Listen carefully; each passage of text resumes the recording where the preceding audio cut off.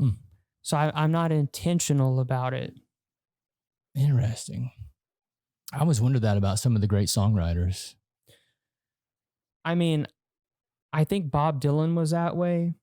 He kind of just wrote on a typewriter, and then he had some music that he would put with it, and he just kept putting out more and more songs that way. Is that kind of what you do too? You like have the music already made, and then you kind of come back and because there was a guy one time on here, and we were talking about his process, and he said that after he gets the beat made or the music made, I guess is then he goes back and he hums over it, and the humming is making the melodies, which then he kind of adds the words where the melodies are going. Yeah, I mean, that's a really good approach. I think you can get a good hook or a good melody that way.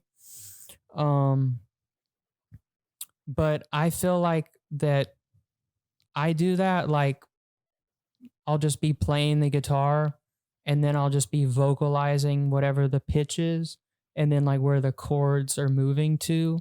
And then I guess I create the melody that way. And then I just start singing on that level. And then kind of just, and then I just hit record and that's kind of what I go back. And sometimes So you don't actually write first. You kind of do it as like as like a flow state kind of thing. yep, Oh, interesting. yep. And then do you ever like finish a song and you're like, that was crap? All the time.